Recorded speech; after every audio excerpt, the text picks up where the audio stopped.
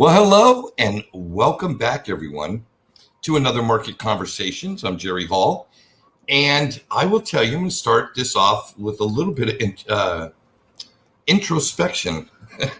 I've had a heck of a week. This was the plan. Last week, I was going to spend this week going to a couple of different areas in Costa Rica. I was going to jump on a bus and check out some different things. Was going to head up north, catch one of my patrons who's taking a vacation down here. My dad, who lives next to me, took a turn and needed a little supervision. He's gotten a lot better, and I'm really happy for that. So that kind of put a damper on my traveling. Then, what normally is a week-long celebration for me, because July 2nd of 1990 is the day that I got clean. I don't talk about it a lot, but I'm a recovering addict, and today's 31 years for me, and it's quite normally a very joyous day. However, my childhood best friend, a man I call my brother, he died today, and he died from his addiction. Spent the last month drinking himself to death, and he wasn't in good shape before that. I mean, alcoholism and really put a damper on his ability to live really any kind of quality of life. And so I'm really sad about that on one hand, and on the other hand, I'm kind of happy for him. He's no longer tormented by his demons. It's kind of interesting that here at my age, life is kind of taking more things away from me than they're giving me. And I'm saying that mainly in the form of relationships. People that I've known my whole life are passing away, and it's never fun. But, life must go on for those of us that are living, and I choose to live. And part of how I choose to live and express that desire is to study and learn and share and interact. And that's why I'm on Facebook and Twitter and doing a YouTube channel and running a Patreon group and this, that, and the other thing. And so, I wanted to come and talk to you guys today, because one of the things I find really interesting in that I've had a lot of conversations with Clayton's family this week, who've like my second family, brothers and sisters, what have you. And, in the conversations, it's like, what are you doing, Jerry? And I talk about what I'm doing. And it's kind of like, okay, interesting. And, I ask them what they're doing. And, especially as it pertains to how they think about money.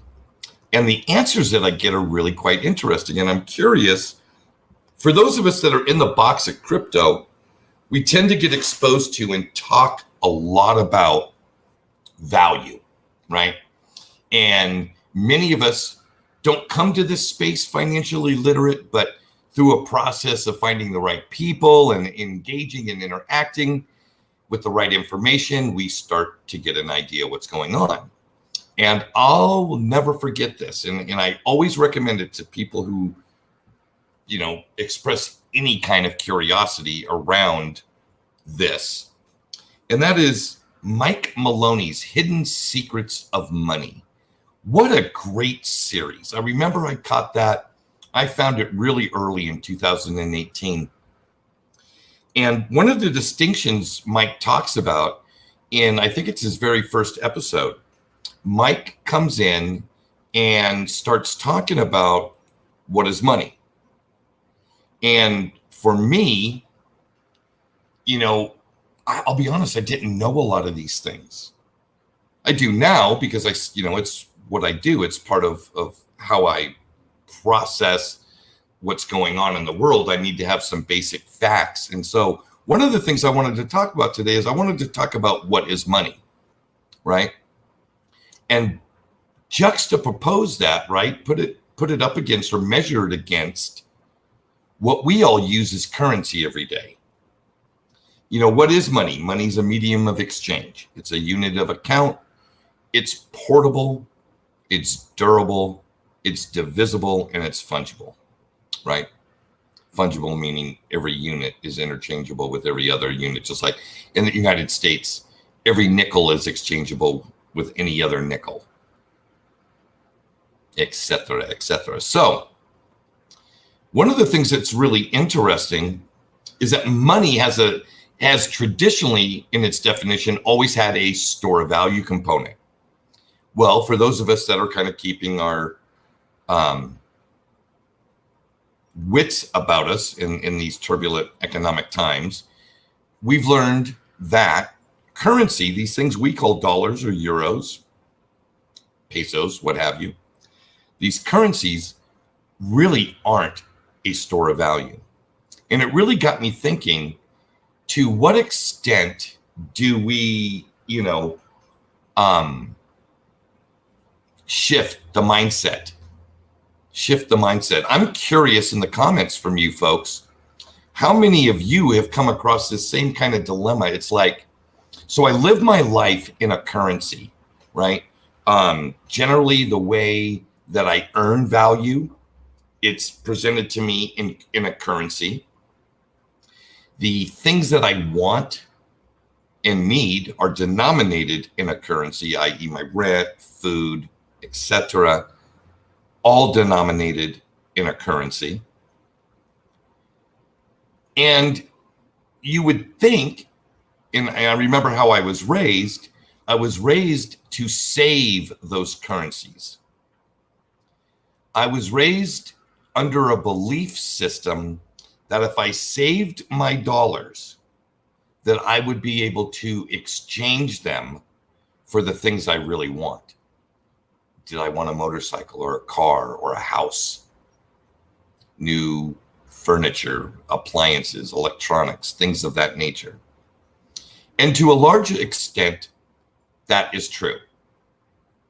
However, when I look at the reality of these thinkings now, and I compare them to some analogies, it really is kind of sad.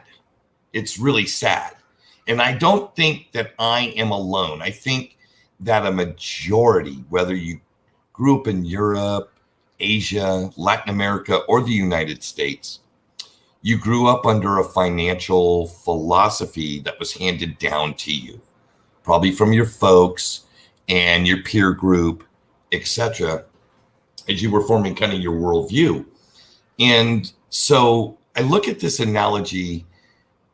This is like the current state, right? I look back at the year 2020 and I think to myself, okay, the year 2020, if I was still doing what I used to do out there, basically trading my time for value and trying to save my dollars to get things that I want, just to keep on par with how much value my dollar lost, I'd have to work 30% harder. I'd have to generate 30% more revenue. While people that already have things, right, we'll just call them the wealthy who have assets, whether it be real estate or stocks, things of that nature, they didn't have to do much at all because all those assets that they owned appreciated tremendously. So this is a quote from a Michael Saylor interview, and I don't remember who was interviewing him, but I remember this quote really well.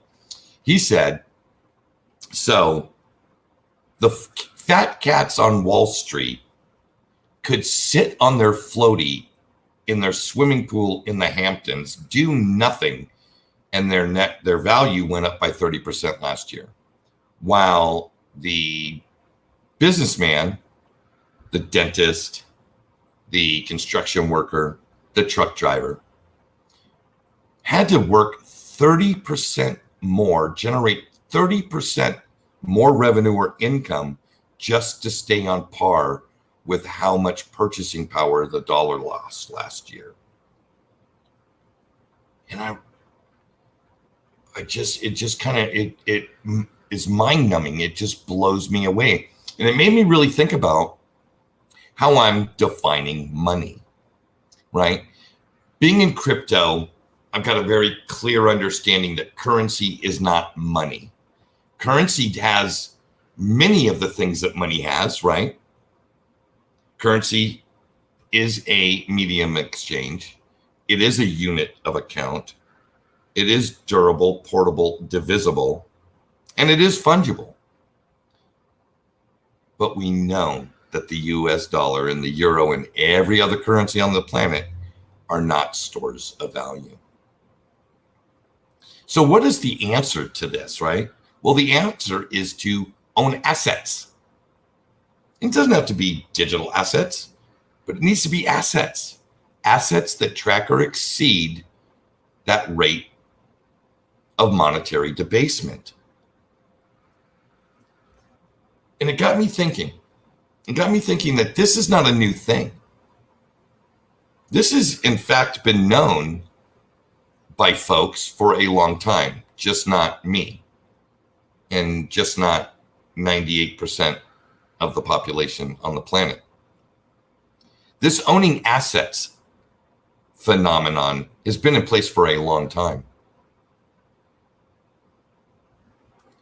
To a large extent, the wealthy have never had a habit of stockpiling cash for any long period of time. They may stockpile cash for a specific purpose, and that purpose is to deploy that cash to an asset.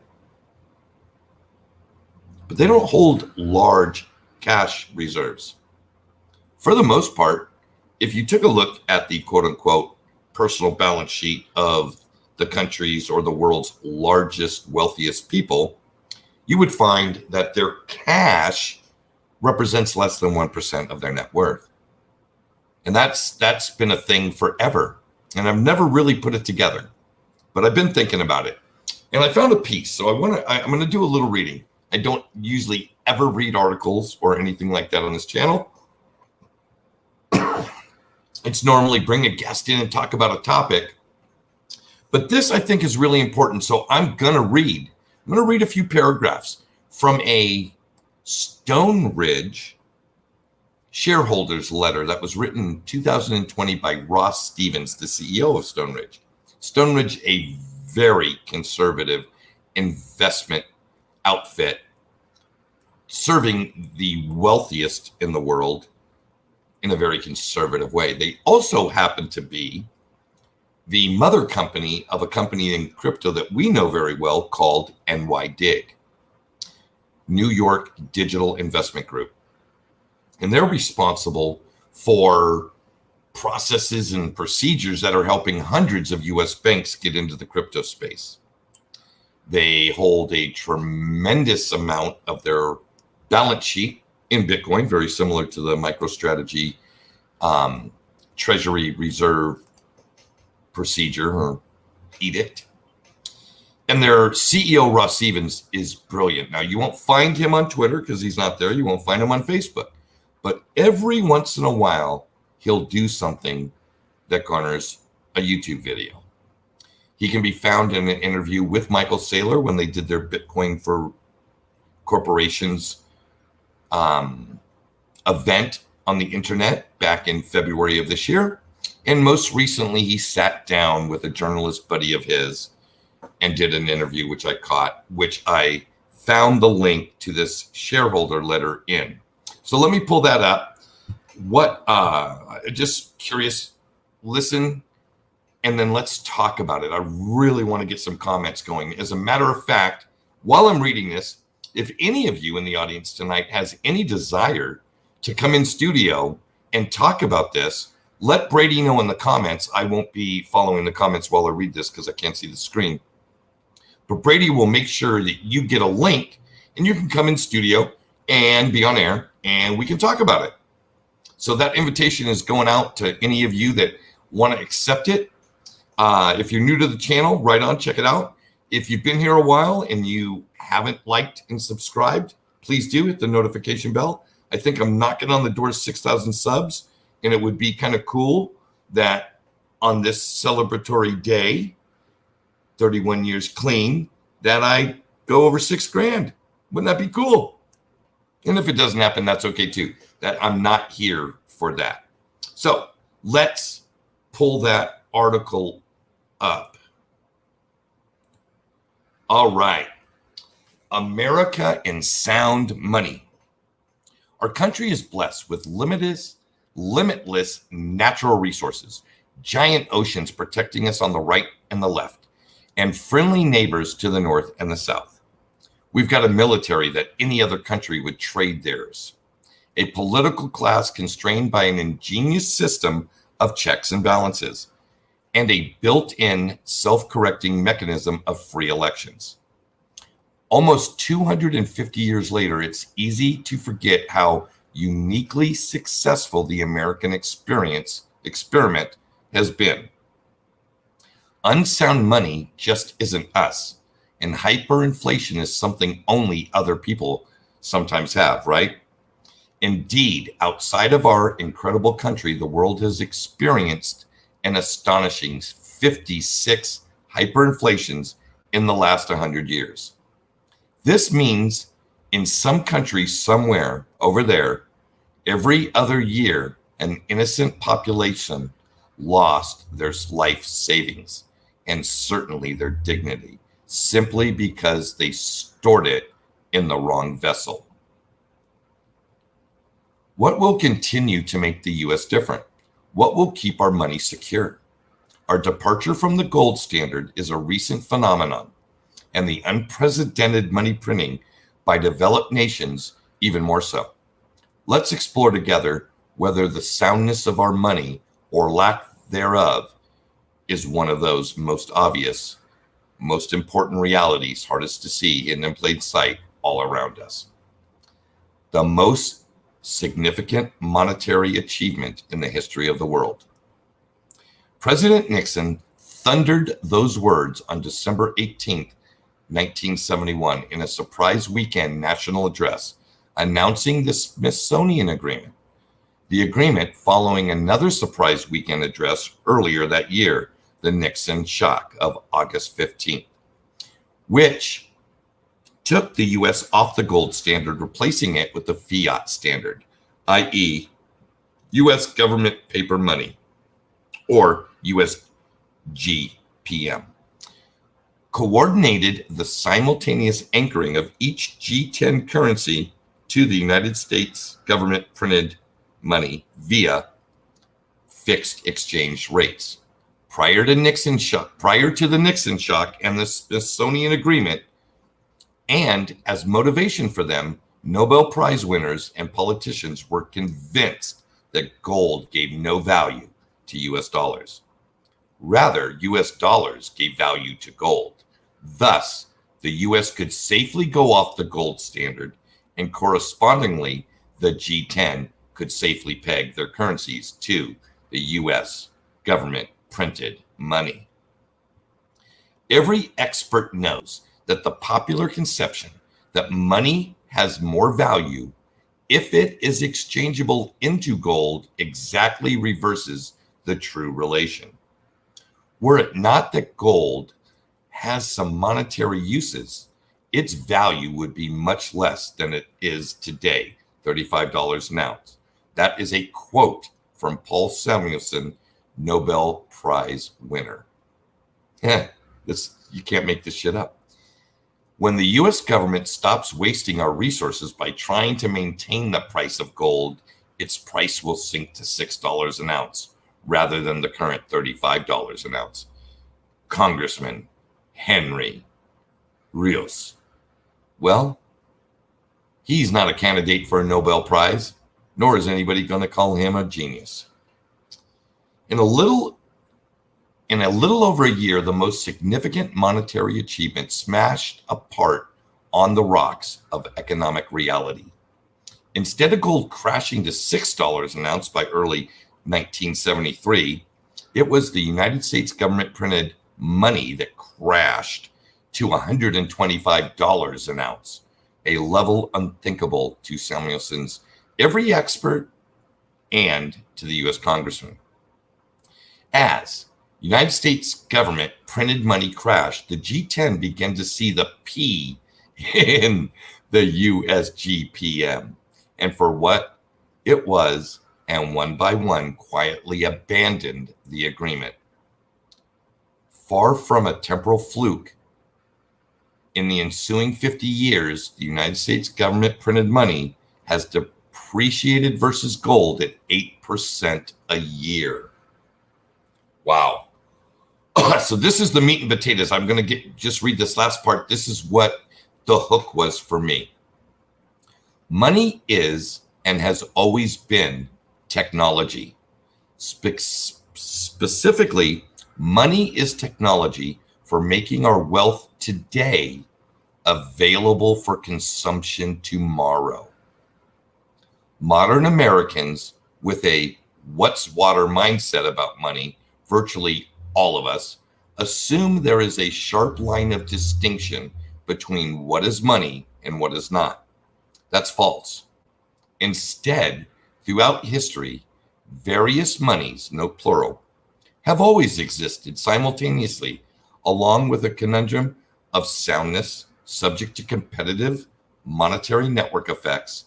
Sound money, along with language, were the first and have forever been the most important human networks responsible for human flourishing. Imagine life without them. Money is unique among all the goods we seek because we value money not for its own sake, but rather solely for its prospective exchange utility. That's a fancy way of saying we hope it keeps its value long enough to enable us to trade it in the future for the stuff we actually want. The question of which money humans will choose, therefore, boils down to which good or goods any individual believes will best store the sum total of their lifetime of daily labor, i.e. their life force. Because the most important trades we make are the ones we make with our future selves. Humanity's Darwinian propulsion towards holding the soundest money possible is based on our intuitive understanding that the longer our choice of money can hold its value, the greater the potential compounding benefits of our life-to-date production. Our timeless search for ever sounder money is an individual, institution-based optimization. As unstoppable as evolution, because we instinctively know that our survival is at stake, will our life force be durably storable in a particular well-chosen money and therefore potentially accumulate, enhancing our potential longevity, or will it dissipate?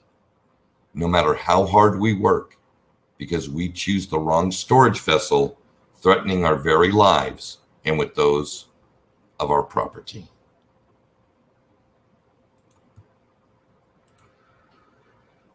Wow. How many of us have spent so much of our life thinking that money could solve issues? When I started to put into context that money could be a store of value, that I could store my energy and deploy it later, that happened for me really relatively late in life. You know, some of you might have been good savers from the very onset when you were getting your nickels and dimes and quarters to take out the garbage. Not this kid. I burned through money as fast as I could make it for the majority of my life. And it wasn't until I got into my 50s that a lot of that changed. But when I start thinking in the context of money is energy, right? Money's a technology, money's energy. And how can I best store that? Because there are things that I want to do, right?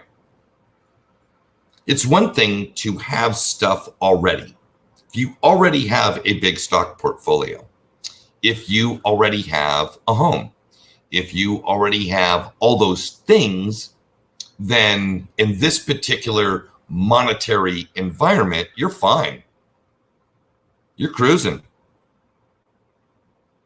If you add in a discipline that the currency units you get for your time in the form of your paycheck, your salary, what have you, and you're continuing deploying that into assets, you're going to be fine. A large portion of the population of the world is not doing that. Matter of fact, only 10% of the world's population invests in some way, shape, or form, whether it be properties or this, that, and the other thing. Like down here in Costa Rica, we don't have a stock market. They don't have access to a stock market. They do have some access to a gold market, mainly in the form of jewelry. And they do have access, obviously, to a thriving real estate market. So Costa Ricans that are trying to get ahead down here, they put their little currency units together and they buy property. And they try to rent the property or build on the property or get some value from the property, whether it be raising cattle or creating a good, some agricultural product, or even, other things, making furniture and things of that nature. So they try to derive some value from their property. And it just kind of, thinking of it this way, I'm thinking, okay, how does that change the way I have conversations with people about like what I'm doing? For a long time it was, Jerry, what are you doing? Well, I'm investing in crypto. Why are you investing in crypto, Bill? Because I think I'll get more back from my investment than anything else. And that's one way of saying it and one way of putting it. The other is I'm just become kind of woke to what's going on in the world and the practices. These are not new practices, right? This monetary policy that we're experiencing, it's not new. It's been going on for a long time. The government figured out a long time ago when we got off of the gold standard that by creating debt through their bonds, right, that they could actually repay bonds with money raised after inflation with new bonds, and that money was actually cheaper than the money that they borrowed in the first place. And it's all because of that debasement of currency.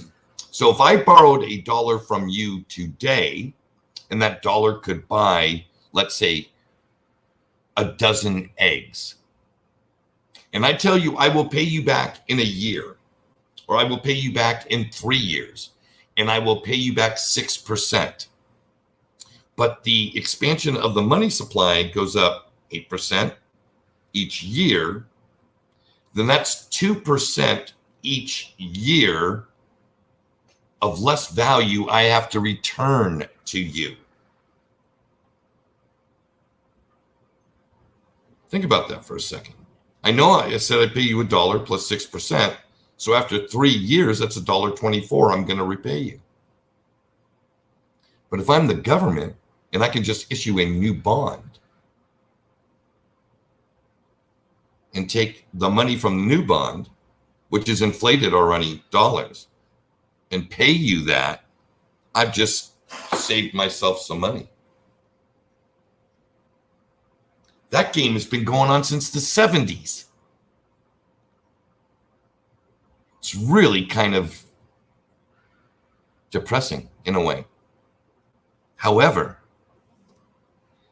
these digital assets that we're invested in show a tremendous amount of hope for me, and it's far beyond the appreciative value of the asset itself. I think a lot of us tend to gravitate to some of these qualities that these digital assets have for emotional, personal, spiritual, political reasons, right? The transparency of blockchain, the fact that code governs these networks and not political parties, not powerful financial interests. Yes, whales can manipulate the price, but that doesn't mean they govern the code. Never lend this guy an egg. Probably a true story. And so, one of the things that I wanted to throw out to you folks, and then I'll be quiet. I want to acknowledge the chat. Is how has being in crypto changed your view of money? Has it expanded your view of money? Do you define money differently than currency? I'd really like to hear your thoughts in the chat, but let me go back to the beginning because I want to say hi to some folks. Ellie Poole, great to have you. Michael, nice to have you in the house. Simon, Bill Gould, Professor XRP. We've got Consider G, Crawfish XRP, Dean K, nice to have you. Blockchain Monkeys, Eagle, nice to see you, man. Let's see here. DC Precise. We've got Kathleen N. Aloha. Boy, Hawaii is really represented well tonight. Consume better content. Nice to have you in the house. And I believe I saw Crypto Ice also, but I can't find that. Oh, there he is right there. Crypto Ice, congratulations. Like and subscribe if you haven't yet. Thank you, sir. All right, let's get right into this. Learning about crypto has caused me to change careers and embark on a journey on financial. Pray, do tell. If you can, I would love to hear that story. Crypto changed me too. I was going to spend, when I decided to get out of the rat race, I was going to spend my life in shorts and flip-flops. And then I found crypto. So I've had to put on a shirt to do a YouTube channel, but I still got shorts and flip-flops on. So I'm halfway there. Yes, Simon, XDC is pumping, and that's good. I own some XDC. Pete Kelly. Boy, I miss talking to Pete Kelly. Sure wish that guy would pick up his phone, call a brother once in a while. So I take it that nobody wants to come in studio, and that's totally cool because I always have at the ready a very fine mind to bounce things off of and discuss things with, and that is my producer, Brady. Crypto Kahuna. There he is. Another Hawaiian. Aloha, mi amigo. Brady, you want to join me in studio and talk about money? You let me in. You're here now, baby. All right. Money. Wow. Well, I've been thinking about this topic for, I think, going on a decade or more. And that was actually how I came across Bitcoin on YouTube when the gold and silver channels were poking fun at it and, calling it invisible gold. But it's there, but it's invisible and you can't touch it. Mm-hmm. But it's there, it's worth something. So it was kind of a weird, I think this was before or shortly before the Cyprus bank bailout, or bail-in rather. So it was a weird, I mean, we thought then was weird. I guess we weren't ready for what was coming. Anyway, money's topic. I used to think I knew what money was, and I used to think I knew what the Fed was doing, and I used to think a lot of things. And then not only did COVID happen, but I sort of had the opportunity to consume and learn things all day long. And oddly enough, I then either shortly, I think before that I had known you, but I think I really met Nick and understood a lot more of the broader market at the beginning of COVID. So it was kind of like or quarantine, I guess. So it was now that I know what I didn't know about money, now I can correct it and say what I know is very small relative to what it is, because we haven't even figured it out yet. Like, we're not the part of this weird crypto thing is kind of, everything's weird because it could become money. We're just not quite sure how or in what way, but it kind of seems like not a life raft, but it seems like an opportunity to jump out of a sinking, burning, falling apart, decrepit ship and into another financial system, or at least have an option, or what would they call it, a off gas, or anyway, No, option. right, You nailed it on the head. a place to go. So when you were reading your the functionalities of money or its different properties, I always have to remind myself that whenever I hear that list, money can be all of those, but not necessarily all at the same time. Because whenever, when someone brings up Bitcoin and says, "Oh, it's the greatest. You can move you can move it across the world fast, and it's relatively cheap," and then someone comes back with, "Oh, it's not a currency because I can't go buy a coffee with it." It's like, all right, well, are you going to save your dollars for the next 50 years? So is it a unit of, is it a storage value vessel? Right. And the obvious answer is no, but we still call it money. So it's this weird circular, it may have some of these features, but not those.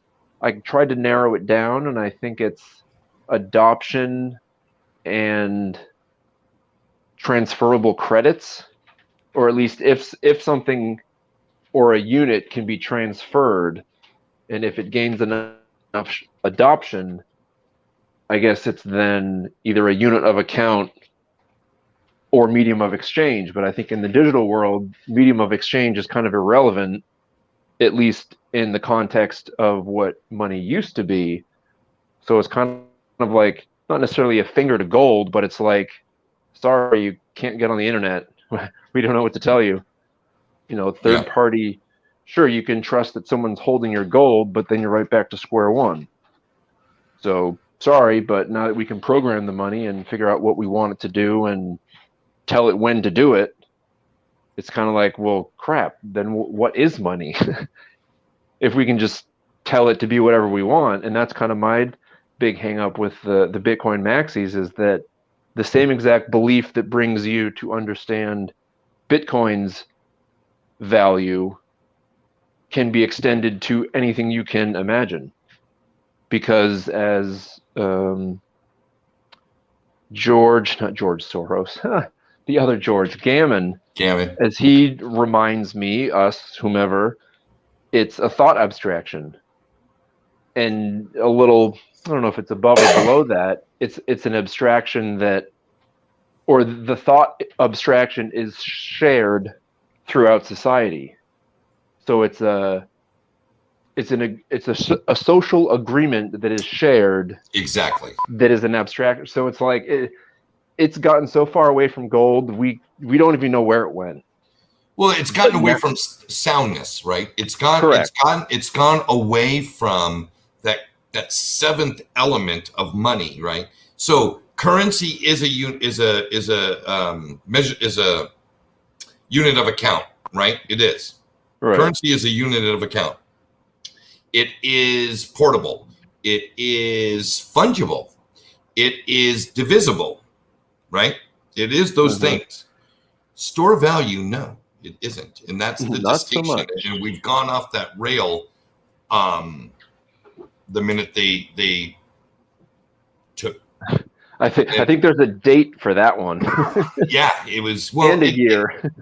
They'd actually, a lot of people don't know this. They had been reducing the percentage of the backing of gold. Oh.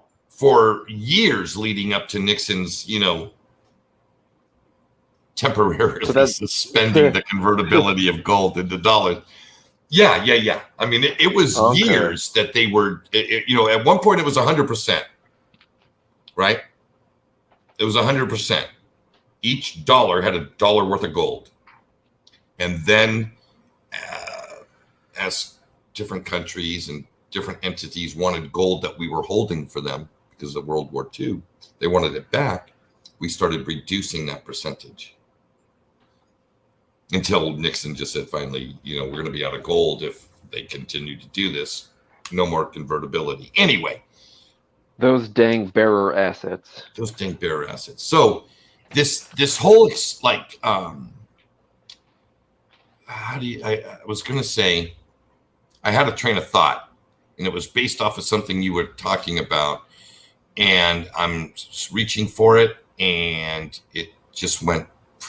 And it's gone. And it's gone. So, takes me back to, okay, here we are, right? How many of us already have all the things that we already want? Do all of us already have our homes? Do all of us already have our fixed income pension or annuity or the thing that's going to produce financial security for us from now till the day we pass? I want my annuities. You know what I mean? Yeah. Very few of us. Very, very few of us. So we have to scramble, right? We have to scramble. There is no easy way. My grandmother's generation, and my grandmother specifically, did it through bonds. Hi, Patsy. And hi, Gary. My grandmother did it through bonds. Fixed income, baby. My grandmother did great up until the day she died, 103 years old. Bonds. Wow. Now, my mother figured out real estate. And I don't mean figured it out by buying a lot of real estate. I mean, she figured it out by getting a reverse mortgage on the house that I bought her when I was 19. She took a reverse mortgage and that chunk of money got to stay in the house until she died. And that was her, that's how she lived. Me, I don't have any of it. I didn't come to this game in my 50s with assets. So I'm like, oh my goodness. But luckily I found you guys, I found crypto, and I found this rabbit hole of learning when it comes to understanding the greater economic world around us. Throw that question back up. Somebody asked me about, no, he wanted to. Oh, you were one of my early mentors, Jerry, and I would love to chat with you about it one day. You got it. Reach out, Twitter, Facebook, comments of this video. Let's exchange emails. Let's get on it. So I mean, when I first saw that question, all I saw was mentors, and I was thinking, I want to acknowledge some of the mentors. I mean, I didn't know exactly where to go. Hey, expat Matt, I'll tell you, when I very, very first got into crypto, I started listening to Jungle Inc. I found Jungle Inc. on YouTube, and I was like, okay, there's some stuff here I understand. I found Mike Maloney's Hidden Secrets of Money. What a great 10-part series that was, because that opened me up to a much more larger rabbit hole, right? The rabbit hole of what is money, how is money created, how does the financial system around the world work, how do dollars come into existence? All these kind of things. The question should be, what can money be? Because it seems like it can put a little wrapper on it, and it totally changes what it is and what it can do. So it's almost like, what's money today? Well, look at the markets. Here we go. If I had to give like a one-sentence explanation for money, I would say it's economic energy that I can store and use whenever I want, whether it be today or 5 years from now, 10 years from now. I go for transferable credits. Okay. And you know what's funny, Brady, that you say that? In the very, very, very, very early days, even before there were currencies, even before gold was the unit of exchange or the unit of account, they've got clay tablets dating all the way back. Good old China. That clay tablets depicting the exchange of credits.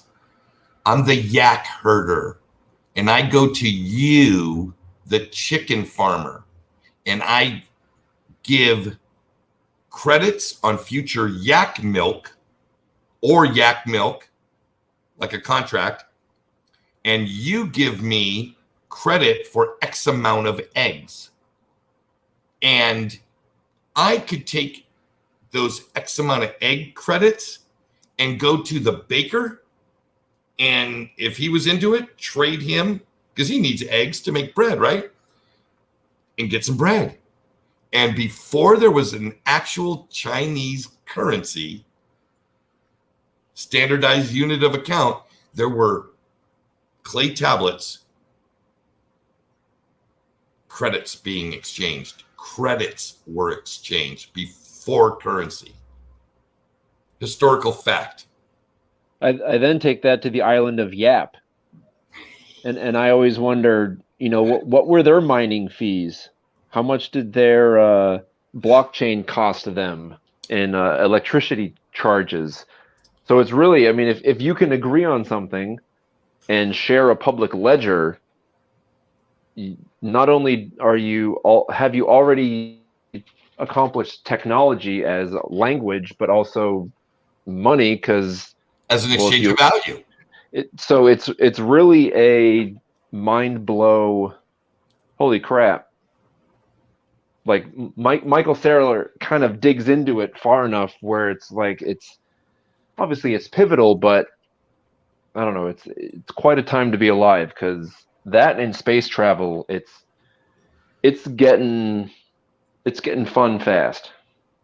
I like the way Michael Saylor frames things. I have always enjoyed listening to how a engineering mindset explains something, because they're breaking it down from very simple principles, right? Check this out. This is a great comment. Money is something that common people use to price their productivity in.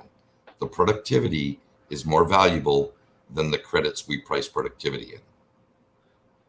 Well, I guess that depends on who's valuing it, right? I consider myself and my time very valuable. However, I'm here on YouTube. I think the ads generated from this particular video might equal 35, 40 cents at the So apparently YouTube does not value me anywhere near where I value myself. And I'm okay with that. These kids and their fancy clay central ledgers. Gary, that was funny. All right.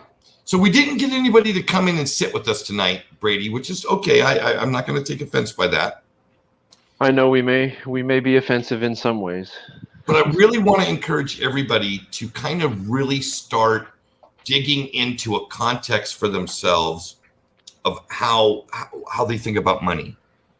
With me, I'm using the technology angle. I'm using the preservation of energy. And I use currency to disperse that, because that's what the world's priced in. Right?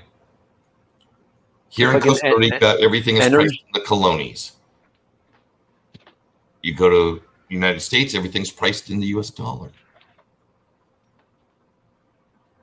So working out these systems is not going to be that difficult. Matter of fact, a lot of the digital asset space, excuse me for my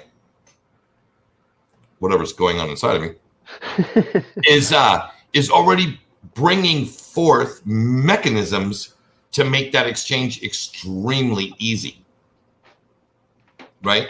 And we look at these emerging market networks like, El Salvador, right? They're going to do the airdrop for their citizens, $30 each. Here, come to this website. They're doing all kinds of public service announcements in their country over their radio and television. Go to this website, download this wallet, and on this date, we're going to put in this. Creating the same for if you are a retailer, come get this technology so that you can process in real time at no cost these payments. I think that is phenomenal, right? And then I don't know about you, Brady, but I don't know if you remember. I remember this so distinctly. I remember watching Christine Lagarde of the IMF when she was running the IMF in 2018, right? Yeah. And obviously, crypto is a big topic for anybody in banks and things of that nature. And Christine Lagarde at a podium answered a question. When will you guys include a crypto in your basket for the SDR? And she said, well, not until a sovereign nation adopts it as their national currency. I remember that so distinctly. Because then what followed that was one of the Bermuda Island countries we're talking about creating a sand dollar and having that be the national currency. And it was like, oh, maybe the sand dollar will be the first thing in the crypto basket for the IMF. But now we got El Salvador adopting Bitcoin as legal tender. And the IMF is like, this isn't following our agenda. I know we stated policy, but it's kind of it's contrary to our agenda. Maybe we're not going to do that. We're not going to support you, El Salvador. That wasn't part of the plan. That's not on our agenda. I know we said all that shit publicly, but our bad. Doesn't meet the agenda we got right now. Anyway, it's going to be really interesting to see how this plays out. I think going forward, if the metrics that I'm seeing are true, right? If truly 1 million new Bitcoin wallets are being opened each week, that's 1 million a week, that should pick up some momentum, right? Because if I tell 2 friends and then you tell 2 friends and the 2 friends I told tell 2 more friends, the next year or two, if that starts scaling up to 10 million a week, this could get really interesting really quickly. I think we're in for a lot of, rocky ups and downs until this market cap of our digital asset space starts getting north of 5 trillion, 6 trillion, getting closer to, gold at 10 trillion before it starts kind of leveling out, because we need that kind of disbursement. Right now, 150 million people in this space, so many of them have such a small stake in it, and so few of them have such a large stake in it that manipulations can happen and things can rug pulls and you get bad actors. I don't know if you caught the news on Twitter. Every other tweet is I'm reading this on Twitter today. Every other tweet is get your shit off of Binance. Get your shit off of Binance. Well, for the last 5 months, all I've ever read was this project launched on Binance, rug pull. This project, rug pull. This project, rug pull. And it was always written off as, but it's not Binance. It's just a project that was being built on their Binance Smart Chain platform. Well, I guess some new information is coming to light, and that's not necessarily true. We'll see how this plays out. Anyway, I think we're in the right place, but I think that a lot of us need to take precautions, and we need to also share those precautions with every new person we come in contact with. This space is full of scams. Email scams, text scams, website scams, scammy, platform scams. YouTube careful. Pre-roll scams. Free rolling Bitcoin onto YouTube. And also, I think we need to be very clear about who our champions are, right? Where have you ever heard of an asset class, right? Where the whole globe that's involved in it is working harder to make it more valuable. And they don't know me, right? Those programmers creating things on the Cardano network, they don't know me, but they're working their ass off to make my investment more valuable, right? The folks in Africa that signed up to do the student ID thing are going to make my investment more valuable, right? El Salvador doesn't know me from Adam. Them adopting Bitcoin as a legal tender and this, you know, basically a tax haven for those of us that want to go sell our Bitcoin later with no capital gains. You know, they don't know me, but they're working hard to make my investment better. That's not, you don't find that in the stock market. You don't find that in the bond market. You don't find that in the commodity market. You don't find that in real estate. That's really only a thing in crypto. Have you thought about that, Brady? I mean, has that little nugget crossed your mind? What annoys me are IRAs. And it's like what you were saying about what isn't available in traditional markets. It doesn't make much sense to put any energy or put any capital into anything other than either yourself or your education. Yes, you can invest in volatile crypto. Yeah, I can't agree with that, only because of the math that's involved, right? You didn't have to invest one friggin' second into your own education to profit from having sunk your money in the stock market over the last 10 years. Oh, very true. You know what I mean? Where a guy who goes to work every day, works his ass off, comes home, studies like a mad dog, but has to, you know, basically is living paycheck to paycheck. He's losing ground. He's having to work harder. He's having to take a second job just to keep up. Just to keep up. Whereas the people, and they didn't take a lot of education. There'd be no Wall Street if we were all financially literate.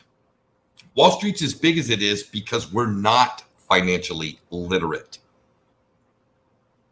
as a whole, as a population. I know this audience is not like that because all we do is study and learn and bounce it off each other and try to get, you know, become a better investor tomorrow than we are today. But that's not commonplace. And as evidenced by I've got a channel with 6,000 subscribers. You know, I've been watching things on YouTube this week, watching guys build things out of, you know, old shitty dryers. They got 980,000 subscribers and 2 million views on a look what I did to this washing machine video. You know what I mean? So yeah, the market we're undervalued, Brady. I think that's what it boils down to. You and I, the market has priorities. Undervalued. I think you and I are one of those cases where price is a liar, right?